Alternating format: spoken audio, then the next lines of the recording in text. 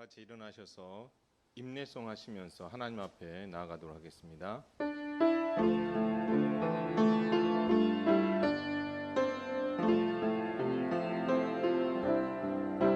주께 엎드려 경배드립니다. 주 계신 곳에 기쁨 가득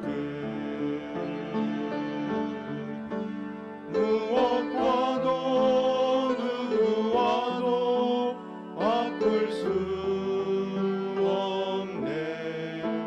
예배드림이 기쁨 됩니다. 우리의 도움은 천지를 지으신 여호와의 이름에 있도다. 아멘.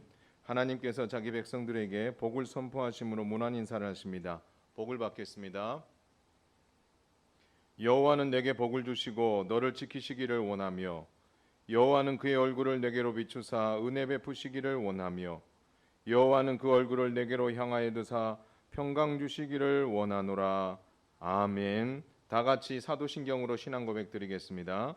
전능하사 천지를 만드신 하나님 아버지를 내가 믿사오며 그 외아들 우리 주 예수 그리스도를 믿사오니 이는 성령으로 잉태하사 동정녀 마리아에게 나시고 본디오 빌라도에게 고난을 받으사 십자가에 못 박혀 죽으시고 장사한 지 사흘 만에 죽은 자 가운데서 다시 살아나시며 하늘에 오르사 전능하신 하나님 우편에 앉아 계시다가 저리로서 산 자와 죽은 자를 심판하러 오시리라.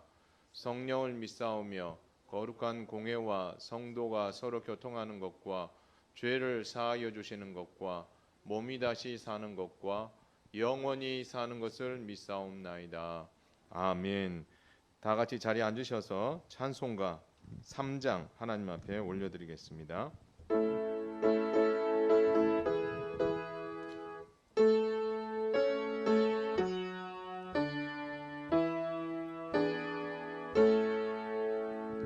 성부 성자와 성령 찬송과 영광 돌려보내세.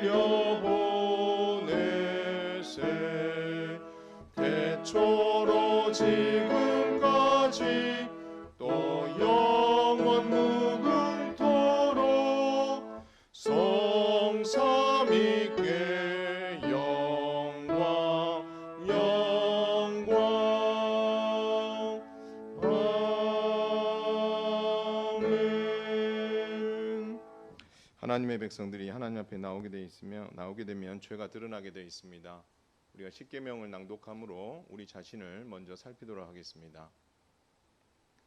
하나님이 이 모든 말씀으로 말씀하여 이르시되 나는 너를 애굽 땅 종되었던 집에서 인도하여 낸 내 하나님 여호와니라. 제1은 제2는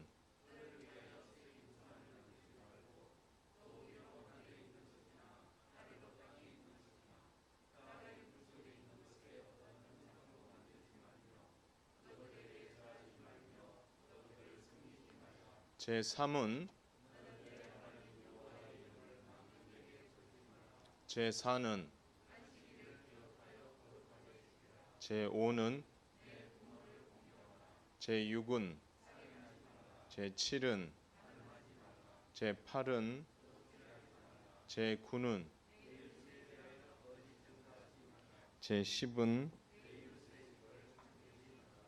아멘. 그래서 이 시간에는 우리가 십계명과 하나님께서 우리에게 주신 성경 66권에 비추어서 지난 한 주간의 삶을 돌아보고 공적으로 죄를 하나님 앞에 고백하겠습니다. 기도하겠습니다.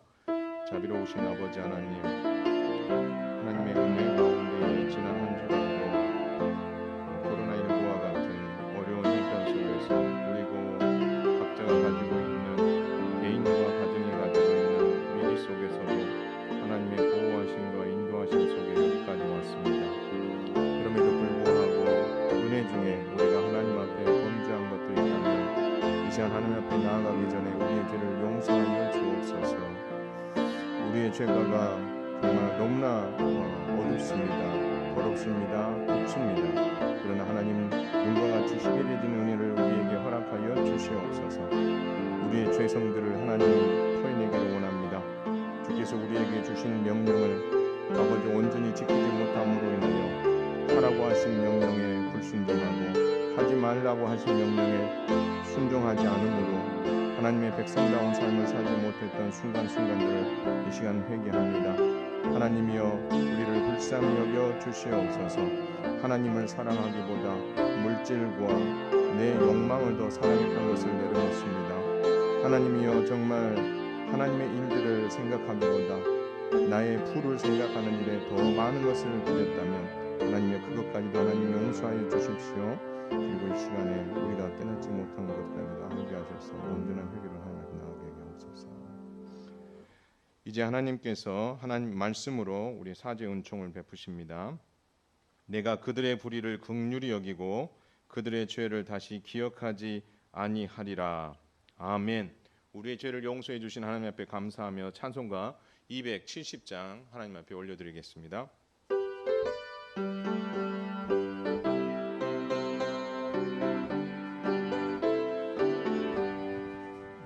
편찮는 주님의 사랑과 거룩한 보혈의 공로를 우리 다 찬양을 합시다. 주님을 만나볼 때까지 예수는 우리를 깨끗게 하시는 주시니 그의 피 우리를 눈보다 더 희게 하셨네. 우리를 깨끗게 한 피는 무궁한 생명의 물일세. 생명의 구원을 받은 자 하나님 찬양을 합시다. 예수는 우리를 깨끗게 하시는 주시니 그의 피 우리를 눈보다 더 희게 하셨네. 주님의 거룩한 보혈을 날마다 입으로 간증해 담대히 싸우며 나가세. 천국에 들어갈 때까지 예수는 우리를 깨끗게 하시는 주시니 그의 피 우리를 눈보다 더 희게 하셨네. 십자가 단단히 붙잡고 날마다 이기며 나가세. 머리에 면류관 쓰고서 주 앞에 찬양할 때까지 예수는 우리를 깨끗게 하시는 주시니 그의 피 우리를 눈보다 더 희게 하셨네. 이 시간 우리 모두를 대표해서 우리 송성도 장로님께서 기도 인도해 주시겠습니다.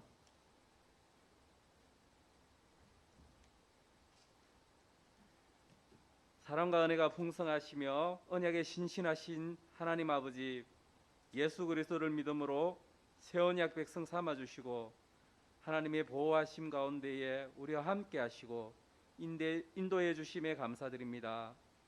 거룩하게 구별된 주일을 우리에게 허락하셨으나 코로나19로 인해 모든 성도들이 한자리에 모여 예배하지 못합니다. 하지만 우리 교회와 성도들이 각 가정에서 하나님을 예배합니다. 성령님께서 우리의 마음 자세와 생각들을 지켜주셔서 영과 진리로 예배할 수 있도록 인도하여 주시옵소서. 우리 현흥교회를 이곳에 세우시고 사랑과 은혜로 지키시고 인도하신 하나님 아버지, 우리 현흥교회가 하나님 보시기에 아름다운 교회 되기를 원합니다. 주 안에서 우리가 한 형제임을 기억하며 서로 사랑으로 섬기며 말씀 위에 굳게 서서 사람을 살리고 세우며 보내는 건강한 교회로 세워질 수 있도록 인도하여 주시옵소서. 하나님 아버지, 코로나19가 확산됨으로 많은 어려움들이 있습니다. 그런 가운데서도 우리의 믿음이 약화되지 않게 하시고 하나님의 말씀을 읽고 묵상하며 말씀대로 살기를 힘쓰는 우리들 되게 하여 주시옵소서. 은혜의 하나님, 이 나라를 긍휼히 여겨 주시옵소서. 국제 정세와 이념과 경제적인 문제, 코로나19로 인한 모든 문제들을 하나님의 은혜로 회복되게 하시옵소서. 세우신 대통령과 유정자들이 하나님을 두려워하며 하나님의 공의로 나라를 잘 다스릴 수 있도록 인도하여 주시옵소서. 이 땅의 교회를 지켜주시옵소서. 하나님께서 가정이 여기시는 것이 옳게 여기지는 문화가 확산되는 이 시대에 교회가 먼저 깨어 기도하며 죄와 악을 버리고 회개함으로 돌이키는 은혜가 있게 하여 주시옵소서. 사랑의 하나님, 복음을 전하기 위해 태국에 파송된 김지영 정유정 선교사 가정과 교회에서 후원하는 미자립 교회와 사역자들 위해 하나님의 인도하심으로 주신 사명들을 잘 감당케 하여 주시옵소서. 우리 교회는 기도와 물질로 잘 동역하게 또한 인도하여 주시옵소서. 사랑의 하나님, 여러 모양으로 고통하는 자들이 있습니다. 하나님께서 긍휼히 여겨주시고 위로할 자에게 위로하시고 치료할 자에게 또한 치료하여 주시옵고 교훈과 책망할 자에게 교훈과 책망으로 영과 육이 회복되게 하여 주시옵소서. 그러므로 참된 하나님께서 주시는 평강이 넘치게 하여 주시옵소서. 오늘도 하나님의 말씀을 전하실 목사님에게 하나님의 영으로 충만케 하셔서 귀하신 하나님의 말씀이 선포되어지게 하시고 말씀 듣는 모든 성도들 하나님의 말씀이 하나님의 말씀으로 깨달아지게 하시고 순종의 삶으로 승리하는 우리들 되게 인도해 주시옵소서. 이 시간 드려지는 이 예배가 오직 하나님께만 영광 올려드리는 예배가 되기를 간구합니다. 예수님 이름으로 기도드립니다.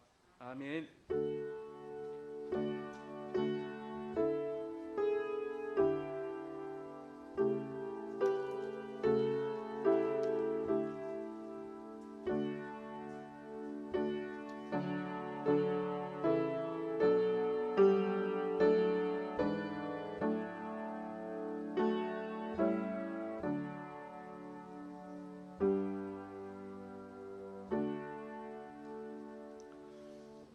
하나님 말씀 보겠습니다. 역대상 1장에서 9장입니다. 역대상 1장에서 9장.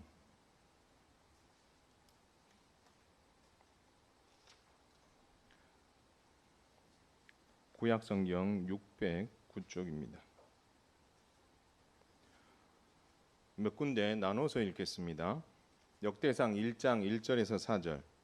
아담, 셋, 노아스, 게난, 마할랄렐, 야렛, 에녹, 무두셀라, 라멕, 노아, 셈, 함과 야벳은 조상들이라. 1장 24절에서 28절. 셈, 아르박삭, 셀라, 에벨, 벨렉, 루, 수룩, 나홀, 데라, 아브람 곧 아브라함은 조상들이요 아브라함의 자손은 이삭과 이스마엘이라. 2장 1절에서 2절. 이스라엘의 아들은 이러하니 르벤과 시므온과 레위와 유다와 이사갈과 스불론과 단과 요셉과 베냐민과 납달리와 갓과 아셀이더라. 3장 9절에서 19절. 다 다윗의 아들이요 그들의 누이는 다말이며 이 외에 또 소실의 아들이 있었더라. 솔로몬의 아들은 르호보암이요 그의 아들은 아비야요 그의 아들은 아사요 그의 아들은 여호사밧이요 그의 아들은 요람이요 그의 아들은 아하시아요 그의 아들은 요아스요 그의 아들은 아마샤요 그의 아들은 아사랴요 그의 아들은 요담이요 그의 아들은 아하스요 그의 아들은 히스기야요 그의 아들은 므낫세요 그의 아들은 아몬이요 그의 아들은 요시야며 요시야의 아들들은 맏아들 요하난과 둘째 여호야김과 셋째 시드기야와 넷째 살룸이요 여호야김의 아들들은 그의 아들 여고냐 그의 아들 시드기야요 사로잡혀간 여고냐의 아들들은 그의 아들 스알디엘과 말기람과 부다야와 세낫살과 여가мя와 호사마와 느다냐요 부다야의 아들들은 스룹바벨과 시므이요 스룹바벨의 아들은 무설람과 하나냐와 그의 매제 슬로밋과. 9장 1절에서 2절. 온 이스라엘이 그 계보대로 계수되어 그들은 이스라엘 왕조실록에 기록되니라. 유다가 범죄함으로 말미암아 바벨론으로 사로잡혀갔더니 그들의 땅 안에 있는 성읍에 처음으로 거주한 이스라엘 사람들은 제사장들과 레위 사람들과 느디님 사람들이라. 아멘. 이것은 하나님의 말씀입니다. 이 시간 우리 김삼수 집사님께서 그저 사랑하기 때문에라는 찬송으로 하나님 앞에 영광 올려드리겠습니다.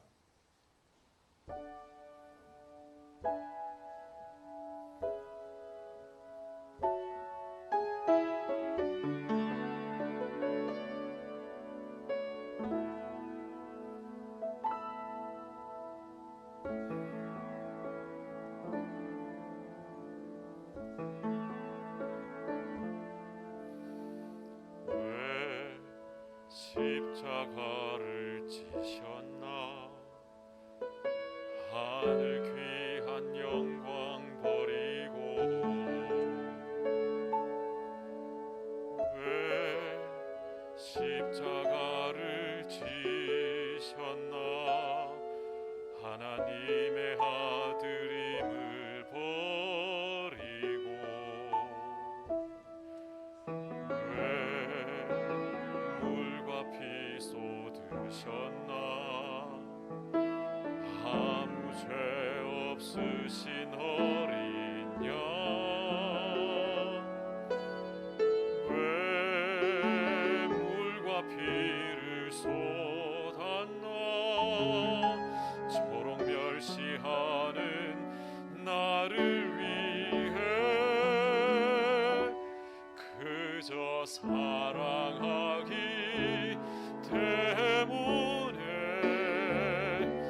너무 사랑하기 때문에 이토록 못난 날 이토록 약한 날 위하여 십자가를 택하셨네.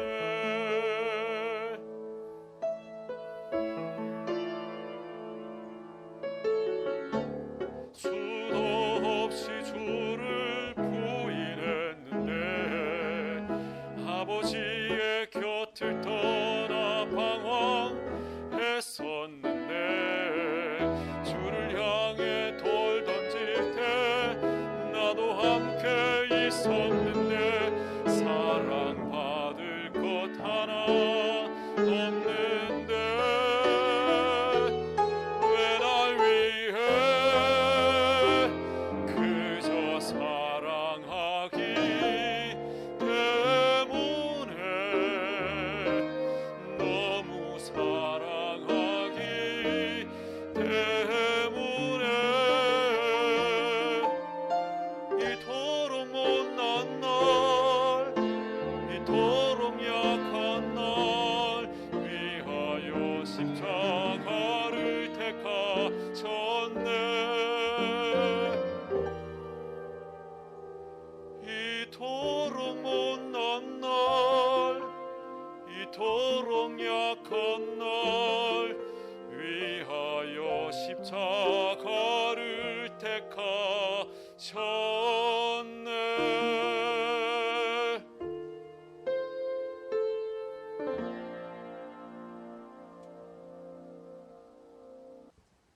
감사합니다. 우리 옆에 있는 분들 하고 인사하겠습니다. 사랑합니다. 축복합니다.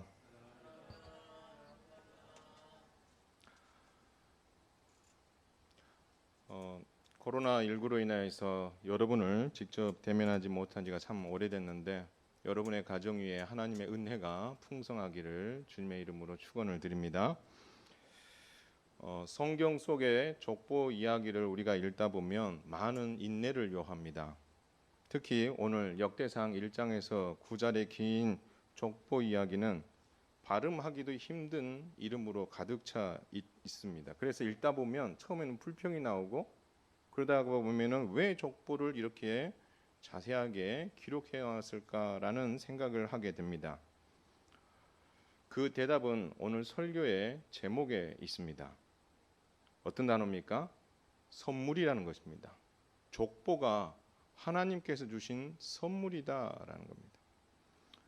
그리고 특별히 이 족보 이야기를 담고 있는 열왕기 상하가 하나님께서 주신 선물이다라는 겁니다. 하나님께서는 남유다 백성들에게 선물을 크게 2번 주십니다. 첫 번째 선물은 그들이 바벨론 포로로 잡혀갈 때에 열왕기 상하를 선물로 주었습니다. 그래서 열왕기 상하는 북이스라엘과 남유다의 500년 역사 이야기를 아주 자세하게 다루고 있고, 그 이야기를 통하여서 너희가 왜 징계를 받아야 되는지 그 이유를 잘 배워라, 그 얘기를 하고 있는 겁니다. 그러면서도 하나님께서는 너희들을 통해서 다시 제사장 나라를 재건하고 싶다, 이 이야기를 그 안에 담아놓고 극상품 무화과 열매로 잘 정말 자랐으면 좋겠다, 그렇게 하기 위해서 하나님께서 열왕기 상하를 선물로 주셨어요. 또 하나 하나님께서 선물로 주신 것은 오늘 우리가 읽은 역대기 상하입니다. 이것은 징계 70년을 잘 받고 예루살렘으로 귀환하는 백성들에게 주신 2번째 선물입니다. 그래서 이 선물을 들여다보면 하나님의 마음이 담겨 있어요. 너희들 징계 참 받느라고 수고했어. 그런데 그 징계를 받은 그 기간 동안에 내가 너희들과 함께 했고, 너희들을 통해서 내가 제사장 나라를 다시 재건하고 싶다. 그래서 제사장 나라가 이 정도 수준은 돼야 된다라고 하나님께서 제시해 주시기 위해서 열왕기 상하를 선물로, 역대기 상하를 선물로 주신 것입니다. 그래서 이런 것을 배경으로 해서 역대상의 족보는 하나님의 약속이 창조부터 지금껏 계속 지켜져 왔으며, 이제는 귀한 공동체를 통해서 제사장 나라 재건을 이루고 싶어 하시는 하나님의 마음을 여기에 담아 두었다라는 것입니다. 여러분, 역대기 1장에서 9장의 이 족보는 역사순으로 기록되어 있지 않습니다. 크게 보면 역사순으로 기록되어 있는데 그 안을 들여다보면 중요한 것을 먼저 우선 배열해 놓는 그런 배열 구조를 가지고 있으므로 이 역대기 상하의 이 족보는 분명히 뭔가 말하고 싶은 의도가 있다라는 것을 알 수가 있습니다. 그렇다면 하나님께서 역대기 상하의 족보를 남기신 이유가 뭐냐라고 했을 때 그 첫 번째는 하나님께서 바벨론 포로 징계 70년 동안 약속을 신실하게 지켜 오셨다라는 것을 알게 하기 위함입니다. 하나님께서 징계 70년 동안 아무것도 하지 않은 것이 아니라 열심히 일했다, 그것을 말씀해 주시는 거예요. 하나님께서 성경의 기록으로 남기신 이 족보에는 택하신 자기 백성들을 향한 하나님의 특별한 마음과 함께 약속을 하나님께서 신실하게 지키시는, 그리고 그 일을 위해서 하나님께서 수고와 열심을 다 한다라는 그것을 그 안에 담아 두신 것입니다. 그래서 오늘 역대기 족보의 처음에 보면 이스라엘의 뿌리가 어디서부터 시작되느냐라고 했을 때에 창조 때부터 시작해서 아브라함 때까지 이어지고 있으며, 이 일을 위해서 하나님께서 열심히 일하셨다라고 말씀하십니다. 먼저 1장 1절에서 4절에 보면 아담부터 시작해서 노아의 세 아들까지를 기록하고 있습니다. 그리고 이 족보는 그 다음으로 넘어가게 되면 이스라엘을 향하여 집중하고 있습니다. 그 다음에 1장 24절에서 27절에 보면 노아의 후손으로부터 시작해서 아브라함까지 이야기를 기록하고 있습니다. 그러면서 여러분, 아브라함을 뭐라고 이야기합니까? 너희의 조상이다라고 27절에 말하고 있습니다. 그러면서 이 너희의 조상 아브라함이 있기까지 창조 때부터 하나님이 이렇게 열심히 일해 오셨다라고 말하고 있는 것입니다. 그리고 이 약속의 후손은 이삭에게로 이어집니다. 창세기 17장에 보면 하나님께서 이삭을 주시기로 약속하시면서 이런 말씀을 하십니다. 내가 그와 내 언약을 세우리니 그의 후손에게 영원한 언약이 되리라. 내가 이삭과 언약을 맺고 그 언약을 영원히 내가 지켜가겠다라고 말씀하시는 거죠. 영원한 언약이 되리라, 이 말은 이삭의 약속이 거기에서 머무르지 아니하고 하나님께서는 또 열심히 일하겠다라고 말씀하시는 거예요. 그래서 그 하나님이 열심히 일한 그 결과가 누구에게 나타납니까? 바로 이삭의 상속자는 둘째 아들 야곱에게로 이어지게 되는 거죠. 그래서 이 야곱을 통해서 하나님의 구원 역사가 이어져 간다라고 오늘 본문에서 이야기하고 있는 것입니다. 그리고 이 신실하신 하나님께서는 이 야곱의 12 아들 중에 이제 선택과 집중을 하는 겁니다. 유다에게 집중하고 그 유다 이야기를 하면서 멀리 다윗 이야기를 하고 계십니다. 하나님께서는 야곱에게 12 아들을 주셨습니다. 그리고 이 12 아들들은 430년 후에 애굽에서 12지파를 이룰 만큼 큰 민족을 이루게 되고 결국 출애굽하여서 제사장 나라의 기초가 됩니다. 특별히 이 야곱의 그 축복 안에 들여다보면 유다를 축복한 내용을 우리는 주목할 필요가 있습니다. 그것을 들여다보면 하나님께서 이 유다에게 축복한 그 내용을 통해서 정말 다윗을 향하고 있다. 다윗을 향한 하나님의 약속이 그 안에 묻어나 있다는 것을 우리가 알 수 있습니다. 하나님께서 야곱을 통하여서 유다를 축복합니다. 규가 유다를 떠나지 않을 것이며 통치자의 지팡이가 그 발 사이에서 떠나지 아니하시기를 실로가 오시기까지 그렇게 하게 될 것이다. 그리고 그에게 모든 백성이 복종하게 될 것이다라고 말씀합니다. 규와 통치자의 지팡이는 왕권을 상징합니다. 그리고 이 왕권을 상징하는 이 왕권이 이 유다의 지파에서 이어지게 되고 결국 이것을 누가 이어받냐면 다윗이 이어받습니다. 하나님께서 다윗에게 말씀하십니다.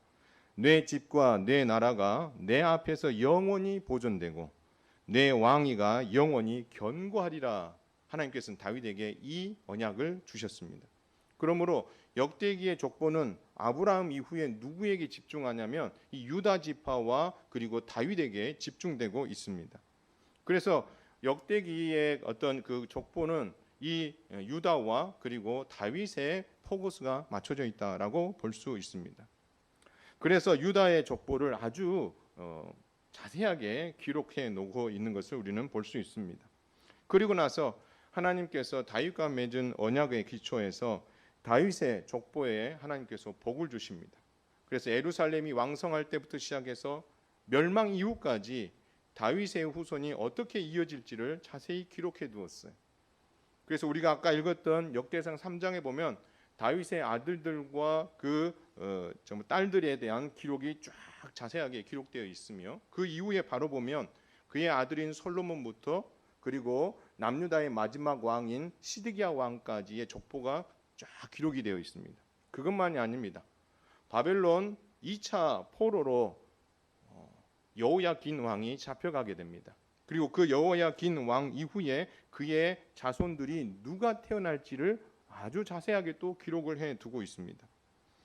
그리고 하나님께서는 이 시드기야 왕을 끝으로 다윗의 후손 중에서 왕권을 이어받을 사람은 이제 더 이상 없습니다. 그러나 왕권은 끊어졌지만 다윗의 혈통은 계속 보존된다라는 것을 기록해 놓고 있는 거죠. 이것은 다윗과 맺은 언약을 하나님이 열심히 지금 지키고 있다는 것을 말씀하고 있는 거예요. 그렇다면 예루살렘이 멸망한 이후에도 다윗의 계보가 계속 이어졌느냐? 이어졌다는 거죠. 그걸 어떻게 알 수 있습니까? 여러분 역대상 3장 17절에서 19절에 보면 여러분 귀환 공동체 1차 귀환 공동체를 이끌었던 지도자가 2명이 있습니다. 한 사람은 스룹바벨이고 한 사람은 대제사장이었던 여호수아입니다. 그런데 이 스룹바벨이 누구냐면 다윗의 후손이고 여호야긴 왕의 손자입니다.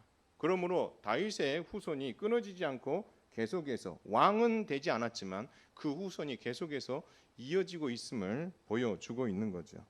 따라서 역대기의 족보는 이스라엘의 뿌리가 창조 때부터 시작해서 아브라함을 거쳐서 이삭, 야곱을 거쳐서 유다와 다윗에게까지 이어지고 있다라는 것을 말씀해 주고 있는 것입니다. 그래서 하나님께서는 신실하셔서 자기 백성과의 언약을 지키시고 그것을 이루기 위해서 열심히 일하고 있다라는 것을 바로 역대기 족보에 충분히 나타내 주셨다라는 것입니다. 중요한 것은 다윗을 통해 왕정이 시작되고 그의 후손 시드기야 왕 때에 왕정 500년이 종료되어서 더 이상 왕은 존재하지 않지만 바벨론 포로 70년 동안에는 하나님의 은혜로 하나님의 열심으로 다윗의 후손은 계속해서 이어져 왔다라는 것입니다. 그러므로 왕정은 멈추었지만 하나님의 제사장 나라는 멈추지 않고 계속 가고 있다라는 것을 이야기하고 있는 거예요. 그래서 하나님께서는 역대기 상에 이 족보를 주신 두 번째 이유는 뭐냐면 귀한 공동체가 70년 만에 제사장 나라 재건을 이루기를 바라시고 있다라는 것을 거기다 담아둔 거다는 겁니다. 그래서 오늘 이 족보를 잘 한번 살펴보세요. 하나님께서 제사장 나라를 재건하고 싶으신 그 마음이 고스란히 그 안에 담겨져 있습니다. 왕정은 끝이 나고 왕은 스탑됐지만, 그래서 다윗의 약속대로 그의 후손은 이어졌지만 뭐는 살아있냐면 제사장 나라의 기능을 감당할 수 있는 레위 지파와 제사장들이 남아있다라고 기록하고 있는 거예요. 그래서 6장 이후에서 9장까지의 족보를 보면 바로 그 이야기를 다루고 있는 것입니다. 여러분, 하나님께서 징계 70년을 잘 달게 받은 이 귀한 공동체를 하나님께서는 극상품 무화과 열매로 삼으셨습니다. 그리고 그들은 제사장 나라의 그를 위해서 예루살렘에 다시 심기어지게 될 것입니다. 그렇다면 그들이 심기어져서 제사장 나라를 재건하려고 하면 반드시 있어야 될 직분이 있어요. 그 직분이 무엇입니까? 바로 제사장이고, 그 제사장은 레위 지파에 속했고, 그들을 통해서 성전이 필요했고, 그리고 그들이 일할 일터이고, 그리고 그들이 감당해야 될 일은 제사다라는 거죠. 이 네 가지를 위해서 하나님께서는 왕정은 스탑됐지만 제사장 나라를 이어가기 위해서 이 레위 지파를 하나님께서 끝까지 보호하시고 책임져 주셨다, 그 이야기를 하고 계신 거죠. 사실 여러분, 예루살렘이 멸망하기 전에 레위 지파는 정말 제사를 위해서 그리고 백성들에게 율법을 가르치는 일에 열심을 냈습니다. 그렇기 때문에 12지파는 이들의 모든 생계를 다 책임져야 했습니다. 그 시스템이 제사장 나라 시스템인데, 그것이 예루살렘이 멸망이 되기 전까지는 그래도 어느 정도 이렇게 돌아가는 그런 상황이었다라는 것입니다. 그 결과 정말 그 뭐랄까 걸출한 그 대제사장들이 몇 명 등장하게 되는 거죠. 그 중에 아론이 있었고, 비느하스가 있었고, 사독이 있었고, 그리고 힐기야와 같은 걸출한 대제사장이 등장했다라는 것을 보면 제사장 나라가 그래도 잘 어떻게요? 돌아갔다라는 것을 알 수가 있습니다. 그러나 여러분, 제사장이 제 역할을 하지 못하는 시기가 돌아옵니다. 제사장은 어디에서 일을 하는 사람이에요? 성전에서 일을 하는 사람이에요. 예루살렘이 멸망하면서 성전이 파괴되었습니다. 그러므로 말미암아 이 레위 지파와 제사장들이 하나님 앞에서 제사를 드릴 수 있는 터전이 사라진 거예요. 그들이 열심히 일할 수 있는 터전이 사라져 버렸어요. 바벨론 포로 70년 동안 이 레위 지파들과 그리고 제사장들은 헌신할 성전이 없었기 때문에 그들은 직분만 가지고 존재할 수밖에 없었다라는 것입니다. 그래서 여러분, 바벨론 포로로 잡혀갔을 때 당시에 대제사장이 누구였냐면 여호사닥이라는 사람이었어요.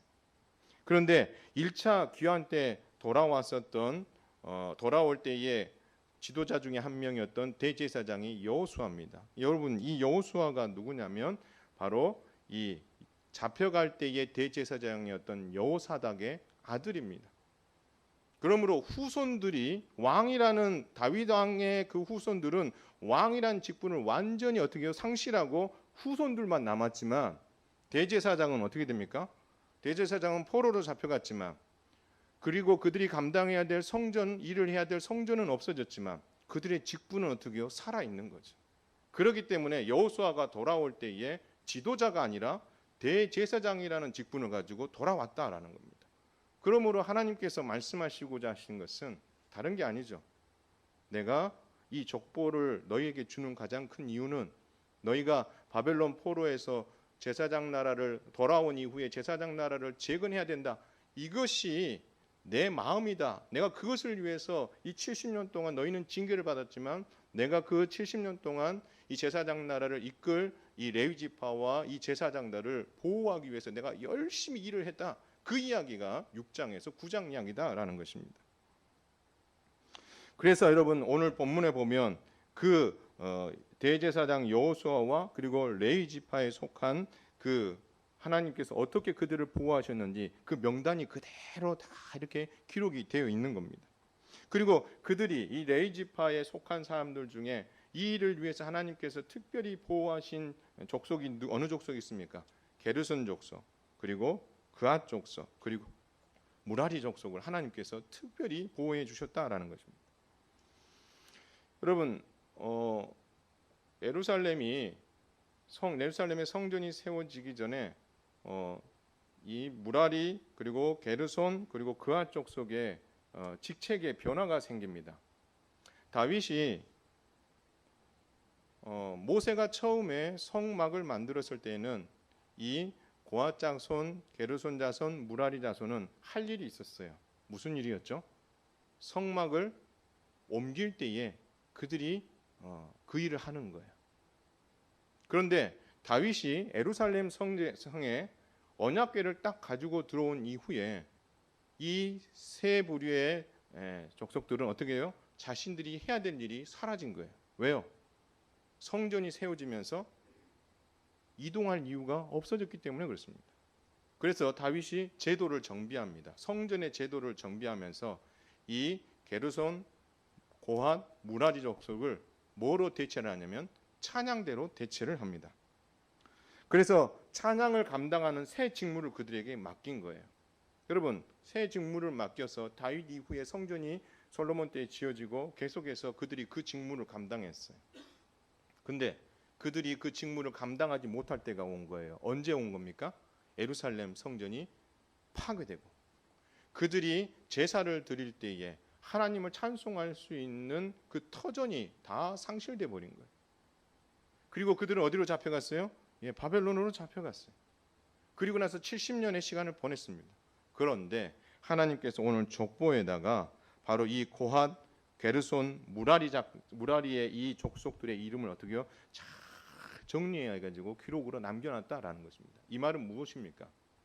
이들이 이제 다시 어떻게 됩니까? 회복이 되어져서 제사장 나라가 재건이 되면 그들이 다시 하나님을 찬양할 직무를 감당해야 되기에 하나님은 바벨론 포로 70년 동안 이들을 끝까지 잘 보호해 주셨다는 거예요.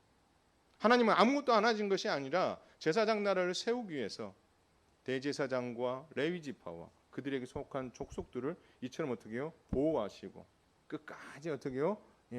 예루살렘까지 올 수 있도록 하나님께서 열심히 일하셨다라는 것입니다.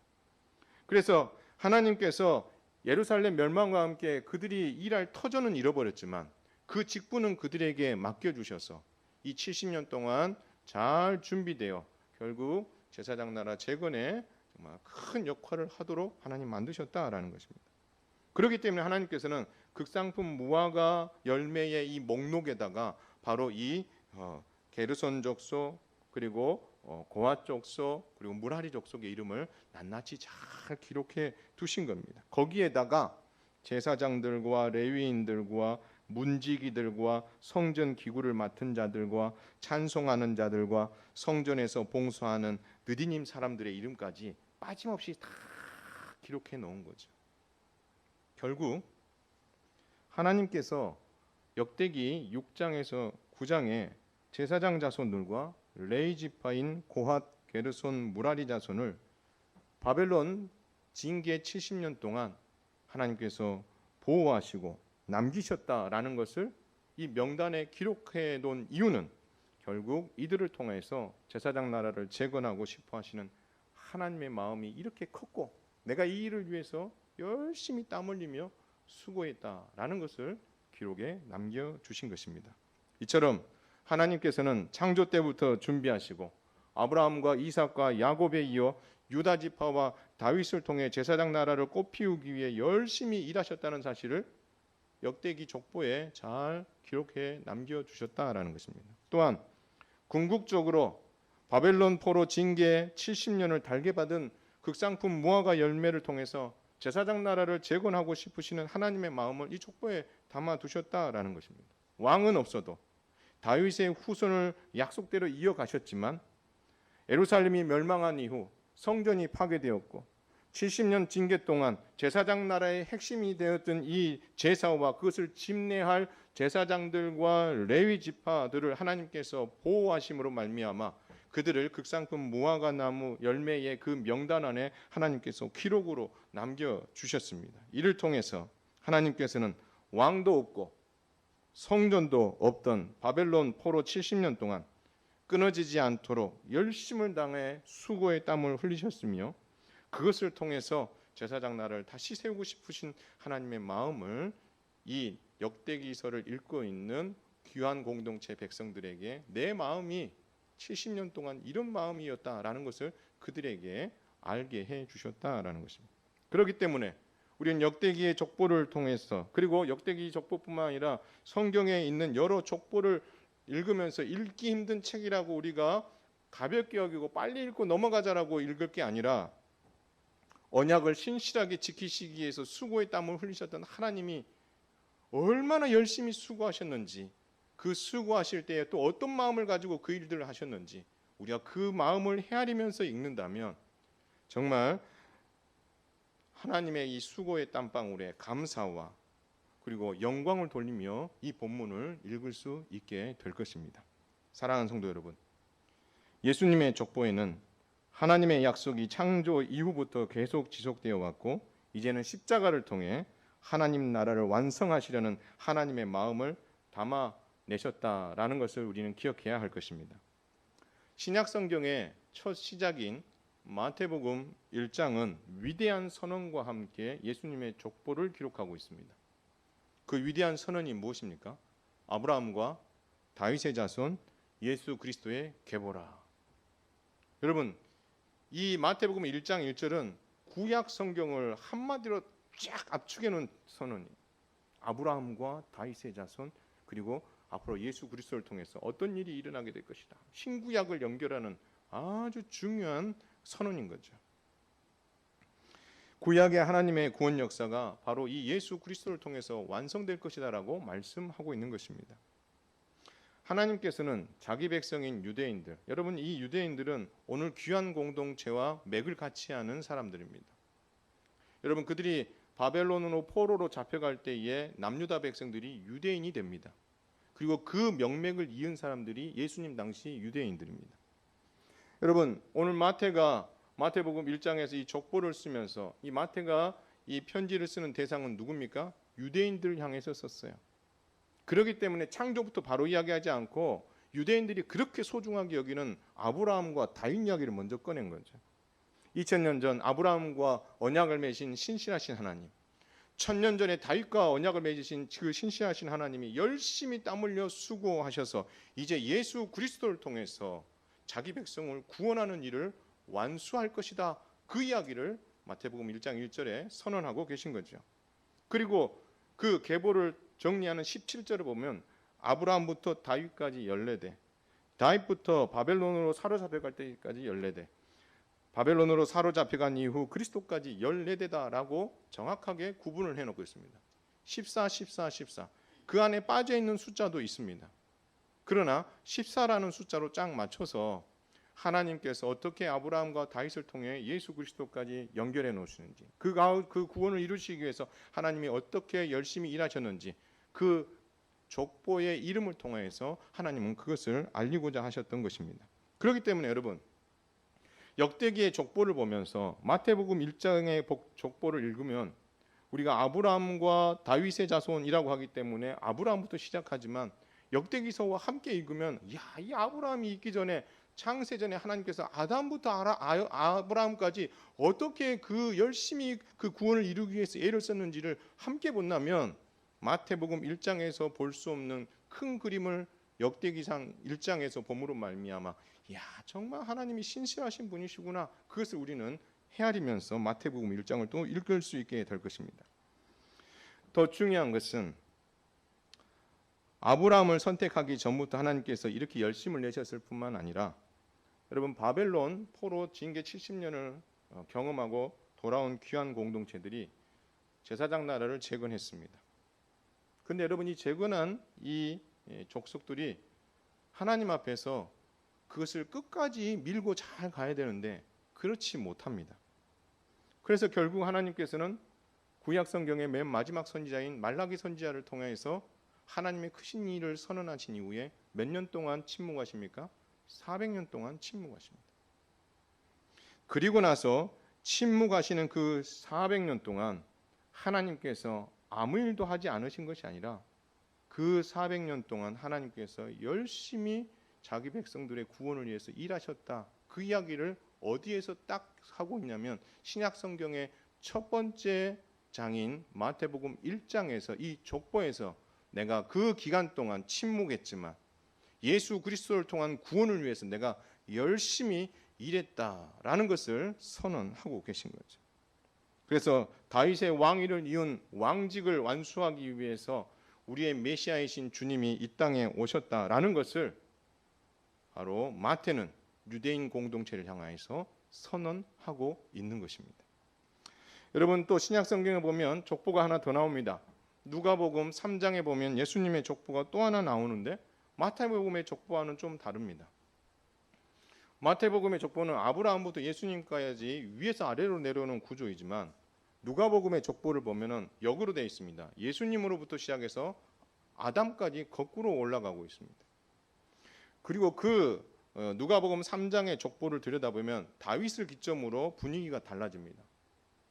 아담부터 다윗까지 이야기는 역대상 1장부터 3장에 나와 있는 다윗의 족보와 거의 비슷하게 가고 있어요. 이름이 비슷하게 가고 있어요.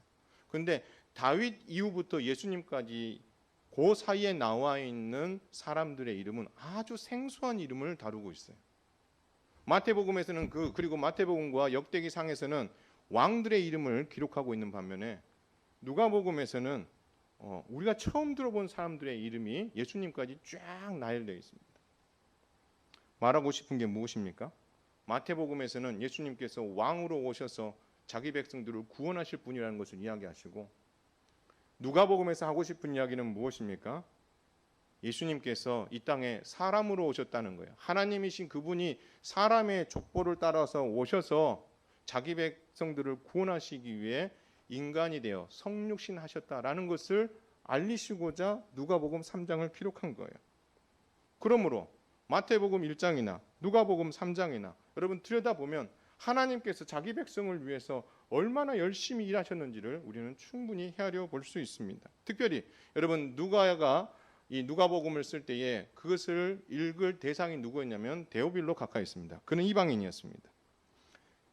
예수님을 믿은 지 얼마 되지 않았던 것 같아요. 그래서 그 예수님이 누군가에 대해서 그가 잘 설명을 해줄 필요가 있었어요. 그래서 여러분 누가복음에 보면은 1장 1절 2절에 보면 어떻게 썼는지가 기록되어 있습니다. 처음부터 목격자와 말씀에 일꾼된 자들이 전해준 그대로 내력을 조술했다. 그러니까 누가가 누가복음을 쓰기 전에 관련된 많은 어떤 예수님과 관련된 기록들이 있었던 것 같아요. 그것들을 어떻게 합니까? 내력을 잘 살폈다는 거죠. 꼼꼼히 살폈다고 합니다. 어떻게 이야기하고 있냐면 그 모든 일을 근원부터 자세히 미루어 살폈다라고 이야기하고 있어요. 그렇다면 여러분 그 근원부터 자세히 살폈다라는 이야기는 당시 예수님에 대한 이야기로 가득 찼던 그 이야기들만 살핀 것이 아니라 구약 성경도 살피고 그래서 어떻게 합니까? 꼼꼼히 예수님에 대한 이야기가 어떻게 이어졌는지를 어떻게 살폈다라고 이야기하고 있는 거죠. 그 가운데에 누가복음에 나와 있는 이 족보 역시도 그는 가깝게는 마태복음을 참고했을 것이고 좀 더 멀리는 에스라 2장과 느헤미야 7장에 나와 있는 족보를 살폈을 것이고 더 멀리 내다봐서는 역대기상 1장에서 9장에 나와 있는 이 족보를 살폈을 것이며 더 멀리는 창세기에 나와 있는 그 족보를 살피면서 하나님의 구원 역사가 정말 창조 전부터 이렇게 섬세하게 이루어져 왔고 이 일을 위해서 하나님이 정말 열심으로 땀 흘려 수고하셨구나라는 것을 누가가 그것을 충분히 헤아렸기에 누가복음 3장에다 이 족보를 기록하면서 하나님의 열심을 데오빌로 각하에게 충분히 어필하고 있다라는 것을 알 수 있는 거죠. 마태복음 1장의 족보는 왕으로 오실 예수님을 소개했고 누가복음 3장의 족보는 사람으로 오셔서 십자가로 구원을 완성하실 예수님을 구원자로 보내시기 위해 하나님이 얼마나 열심히 일하셨는지 창세기와 역대기상 1장에서 9장의 기록에 멈추지 아니하고 예수님의 십자가까지 쫙 올라가서 자기 백성들을 이렇게 구원하셨다라는 이야기를 하시고자 족보를 선물로 주셨다라는 것입니다. 사랑하는 성도 여러분, 그렇기 때문에 우리에게 주신 이 족보는 가볍게 빨리 읽고 넘어가 버리고 너무 힘들다는 이유로 쉽게 넘어가 버리는, 그리고 다음에 읽기로 넘어가 버리는 그러한 어떤 책이 아니라 하나님의 열심과 제사장 나라와 하나님 나라를 이루기 위해 하나님이 얼마나 수고의 땀을 흘리시는지, 그리고 그 안에 하나님의 진심 어린 마음이 충분히 담겨져 있다는 것을 알면서 읽는다면 족보가 우리에게 주신 큰 의미를 알고 감사함으로 읽게 될 것을 우리는 이것을 통해서 배우게 될 것입니다. 예수님께서는 예수님을 통해 우리를 뜻깊은 족보에 올려놓으셨습니다. 여러분, 이 족보에 또 다른 족보가 있어요. 하나님께서 특별한 족보를 우리에게 새 족보를 만들어 주셨어요. 우리는 예수 그리스도를 믿음으로 말미암아 하나님의 자녀가 된 줄 믿습니다. 그리고 우리는 양자가 되었어요. 그래서 하나님을 아버지라고 부릅니다. 예수님이 하나님을 아버지라고 부를 뿐만 아니라 우리도 하나님을 아버지라고 부르는 거예요. 그러므로 예수님과 하나님 사이가 부자지간이듯 우리는 양자가 됨으로 말미암아 새로운 족보 안에 우리의 이름이 들어갔다라는 것을 우리는 기억해야 할 것입니다. 그래서 이 구원을 위해 하나님께서 얼마나 열심히 땀 흘리고 계셨는지 우리는 성경을 읽으면서 이 족보의 기록을 보면서 감사해야 될 뿐만 아니라 이 일을 통하여서 우리가 새 족보 안에 저와 여러분이, 그리고 이 교회가 그 정말 하나님의 땀 흘리시는 그 수고로 인하여서 이 새 족보 안에 우리가 들어갔다라는 그 사실로 인하여 우리는 감사하는 삶을 살아야 될 것입니다. 보이지 않는 하나님께서 이처럼 열심히 일하셨다라는 것을 바로 이 족보를 통해서 우리에게 보여주신 거죠. 그렇다면 복음을 위해 살아가는 한국교회와 이 땅에 있는 모든 교회, 현흥교회와 우리는 지금 예상치 못한 어려움에 처해 있는 게 사실입니다. 그 시간이 벌써 1년이라는 시간을 끌고 왔어요. 그 시간 동안 많은 혼란과 그리고 비난과 좌절이 난무했을 뿐만 아니라 아직도 정신을 지금 못 차리고 있는 것 같습니다. 예수님의 지상 명령인 복음으로 영혼을 구원하는 일은 잠시 중단된 상황이고 그리스도인으로 산다는 것 자체가 정말 많은 사람들에게 어려움을 끼치는 건 아닌지 좀 스스로가 어떻게요? 위축되어 있는 그런 모습 속에 우리 그리스도인들이 살아가고 있다라는 것. 우리 이 어려움들이 우리가 복음으로 살아가는 데 있어서 많은 장애가 되고 있다는 것이 우리의 현실이다라는 것입니다. 그렇다면 우리가 이 현실 앞에서 우리가 어떻게 해야 되겠느냐라는 거죠. 바벨론 포로민들은 징계를 받으면서 그 고난의 긴 통로를 통과하면서 분명히 불평했을 거예요. 힘들다는 거죠. 그런데도 그들이 돌아설 수 있었던 가장 큰 이유는 그들이 그 상황에 좌절하지 않고 눈을 다른 데로 돌렸기 때문에 그렇습니다. 어디에 눈을 돌렸을까요? 에레미야의 편지에 눈을 돌렸고 에스겔의 설득에 귀를 기울였고, 그리고 그들이 바벨론 포로로 가게 되면서 하나님께서 주신 선물인 열왕기 상하를 읽으면서 하나님의 본심이 어디 있는지를 그들이 안 거죠. 그렇기 때문에 그들이 고난을 달게 받을 수 있게 된 겁니다. 그리고 제사장 나라 재건을 위해서 그들이 돌아올 때에 하나님께서는 그들에게 에스라를 통하여서 역대기 상하를 선물로 주셨어요. 그리고 그 역대기 상하를 통하여서 하나님이 제사장 나라를 이루시기 위해서 다윗과 맺은 언약을 어떻게 신실하게 이루어 가시는지, 그리고 그 제사장 나라의 핵심인 그 제사를 위해서 제사를 위해 필요한 레위인과 제사장들과 그 기타 여러 돕는 사람들을 하나님께서 어떻게 보호해 오셨는지 그것을 어떻게 해요? 읽게 하시는 거죠. 그리고 그 일을 위해서 하나님이 얼마나 수고하셨는지를 알게 하는 거죠. 그러므로 말미암아 당장 우리 앞에 놓여 있는 그 상황에 우리가 집중하는 것이 아니라 하나님께서 그들에게 선물로 주신 그 책에 집중함으로 말미암아 하나님의 본심을 알고 돌아오게 되고 회개하게 되고 하나님의 그 극상품 무화과 열매로 그들은 충분히 잘 자라가게 되는 복을 그들이 누리게 되었다라는 것입니다. 그렇다면 역대기 상 1장에서 9장에 이 족보를 주시면서 우리 주님 무슨 말을 할 거예요? 야, 이거 읽으면서 내가 얼마나 열심히 일했는지 좀 알아줬으면 좋겠다. 내가 정말 열심히 일했다는 증거가 바로 이 족보야. 그리고 역대기 상하가 그것을 말해주고 있다. 주님 그렇게 말씀하시고 있어요. 그렇다면 우리가 지금 처해 있는 이 상황에서 우리는 어떻게 우리 스스로를 돌아봐야 할 것인가?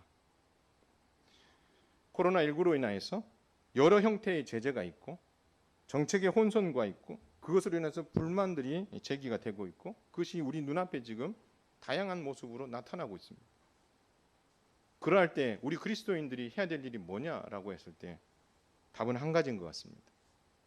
하나님께서 우리의 손에 들려주신 이 선물, 이 한 권에 눈을 돌려야 될 줄로 믿습니다.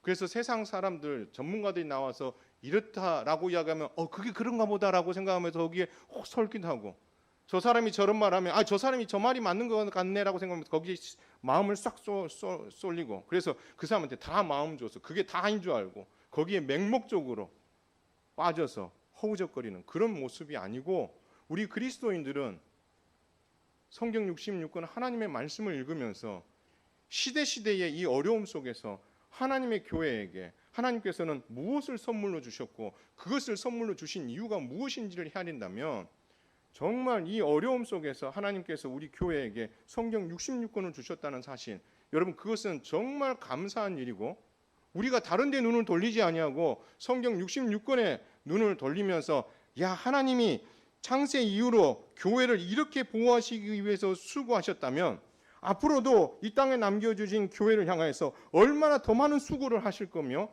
그 일들을 위해서 하나님께서 자기 백성들을 어떻게 보호하시고 케어하셔서 정말 그 백성들이 정말 이 위기가 극복되어진 이후에 정말 하나님 나라를 위해서 정말 멋지게 쓰임 받을 수 있도록 철저하게 그 백성들을 보호하실 그 하나님에 대한 신뢰를 다른 데서 찾지 말고 이 하나님의 말씀을 읽으면서 그 말씀 속에서 이렇게 하나님이 수고하셨던 것을 우리가 안다면 우리 이후에도 아니 오늘 이후에도 우리 하나님은 그렇게 열심히 하실 것을 우리가 확신을 갖고 믿음을 갖고 그분을 향해서 시선을 고정한다면 옆에서 뭐라고 떠들어도 우리가 흔들리지 않고 주님만 바라보며 갈 수 있는 줄 믿으시길 바랍니다.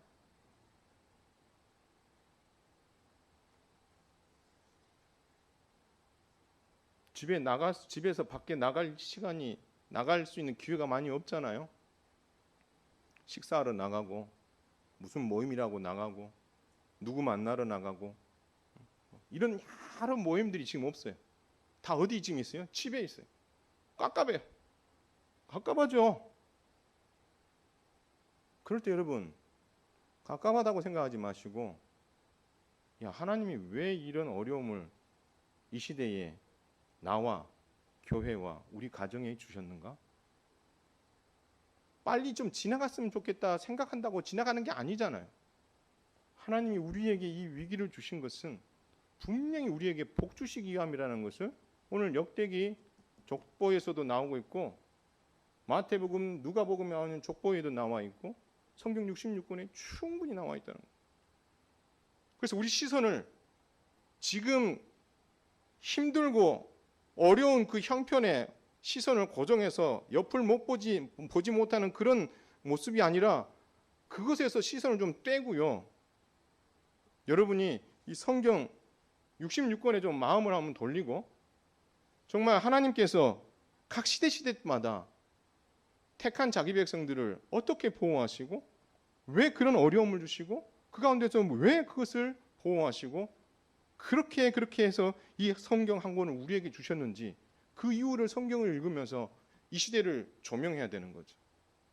어떤 정치적인 색깔을 가지고 이 시대를 조명하고 이제까지 돌아왔었던 세상 역사가 이렇게 돌아왔었던 그것을 가지고 앞으로 이럴 것이다 라는 것을 방향을 제시하는 것이 아니라 성경이 우리에게 주시는 대안과 길은 이 안에 다 담겨져 있어요.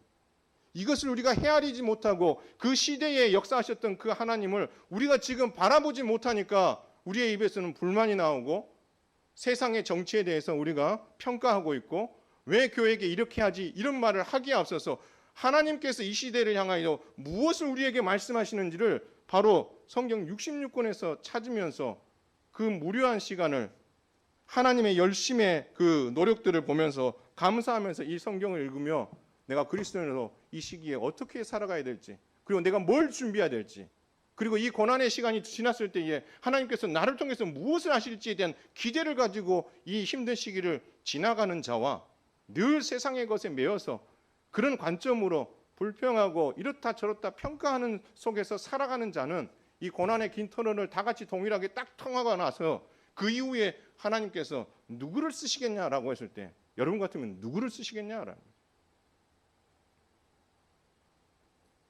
저와 여러분이 이 위기 속에서 다른 것에 시선을 두지 말고 하나님의 말씀에 시선을 두고 하나님의 그 열심, 땀 흘려 수고하시는 그 열심, 자기 백성을 보호하시고 자기 백성을 통해서 하나님의 구원의 큰 일을 하고 싶어 하시는 그 하나님의 마음과 본심과 그리고 그 열심을 여러분이 이 성경을 통해서 헤아림으로 말미암아 이 어려운 시기는 반드시 지나간다. 그러나 그 이후에 하나님께서 크신 일을 반드시 하실 것이다. 그 일을 위해 내가 지금 하나님의 말씀 앞에 서고 준비되리라. 여러분 그렇게 서는 자 하나님이 반드시 그 고난 이후에 멋지게 하나님 나라를 위해서 쓰실 거라고 저는 믿습니다. 그래서 이 고난의 시기에 답답한 마음도 이해가 가지만 우리 하나님의 열심을 성경을 통해서 알므로 말미암아 여러분의 그 무거운 마음이 시원해지고 정말 믿음으로 준비되어지는 그런 복된 시기로 변화시킴으로 여러분의 삶이 이 코로나19로 인하여 팍팍한 삶 속에서 이 하나님의 말씀이 샘솟는 샘물이 되어서 여러분의 마음을 시원하게 해드리고 하나님께서 쓰시고자 할 때 멋지게 준비되어져서 쓰임받을 수 있는 우리 모두가 될 수 있기를 주님의 이름으로 축원을 드립니다. 찬송하겠습니다. 오 신실하신 주 찬양합니다.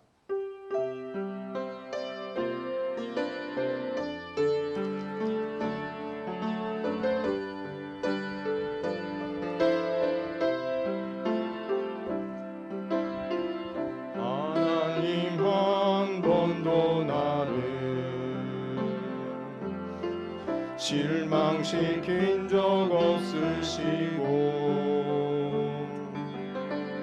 언제나 공평과 은혜로 나를 지키셨네. 지나온 모든 세월들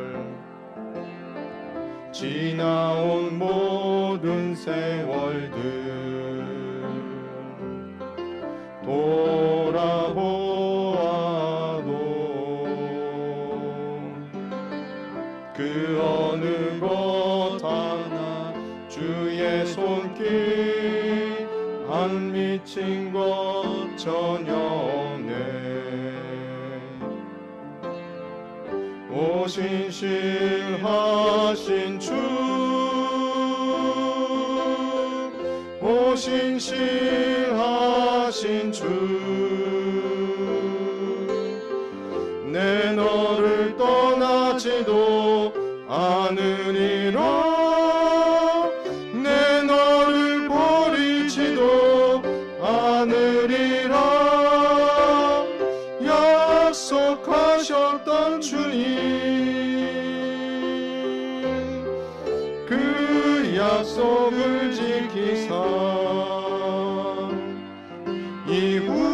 이후로도 영원토록 나를 지키시리라 확신하네. 하나님 아버지, 포로에서 귀환하는 백성들에게 역대기 상하를 주시며 하나님이 70년 징계를 받는 동안 자기 백성들이 제사장 나라 재건을 위해 쓰임받도록 열심히 수고했던 그 하나님의 이야기를 그들에게 읽게 하시고 그 족보를 통해서 증거로 보여주심으로 제사장 나라 재건에 헌신하게 만드신 것을 보게 됩니다. 사랑하는 주님, 이 땅에 코로나로 인하여서 힘들고 어려운 형편 속에 있는 성도들과 그들의 가정과 교회가 고난의 긴 터널을 통과할 때에 힘든 여건에 눈을 돌려 이렇니 저렇니 불평하고 있는 모습이 아니라 이 어려움을 주신 하나님의 마음이 무엇인지 그리고 하나님이 이 어려운 가운데에 어떻게 열심으로 자기 백성을 보호하시고 하나님의 영광을 위해서 더 큰 일들을 준비하고 계시는지 성경을 통해 그 하나님의 마음과 신실하신 그 하나님을 믿고 이해함으로 말미암아 이 어려운 시기를 믿음으로 잘 이겨나가 준비되어져서 주께서 쓰시고자 할 때에 멋지게 쓰임받는 믿음의 성도들과 교회가 될 수 있도록 도와주시옵소서. 다시 하나님 또한 주의 백성들이 하나님 앞에 나오면서 귀한 예물 올려드립니다. 이 예물이 하나님께로부터 온 줄 믿고 드렸사오매 약속하신 복으로 채워주실 뿐만 아니라 하나님 이 일들을 감당할 때에 물질도 채우시고 그리고 건강도 채우시고 사람도 붙여주심으로 우리의 인생의 주인이 하나님이심을 더 깊이 경험할 수 있도록 은혜 더하여 주시옵소서. 다시 세상으로 나갑니다. 세상 사람들과 같은 방식이 아니라 성경적 가치관과 시선을 가지고 다음 한 주간도 승리하는 주의 백성들이 되도록 도와주시옵소서. 예수님의 이름으로 기도 올리옵나이다. 아멘. 다 같이 일어나셔서 복을 받겠습니다.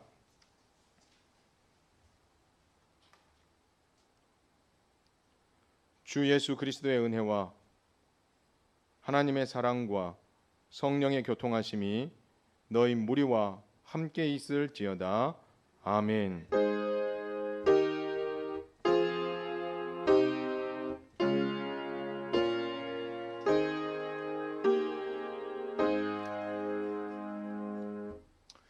자리에 앉으시기 바랍니다. 우리 옆에 있는 분들하고 인사하겠습니다. 사랑합니다. 축복합니다.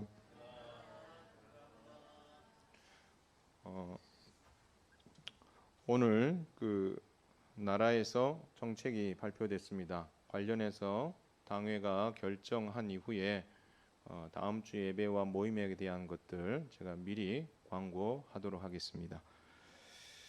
힘들고 어려운 그런 상황 속에서 여러분 교회를 위해 여러분 자신과 가정을 위해 꼭 기도해 주시고 또 들으신 말씀처럼 말씀을 읽으면서 여러분 스스로가 준비되어져서 이 고난의 긴 터널을 통과하고 하나님 앞에 멋지게 쓰임 받을 수 있는 준비의 기간이 되도록 힘쓰길 주님의 이름으로 축원을 드립니다. 다 같이 일어나셔서 서로 축복하고 여러분 가정으로 돌아가겠습니다.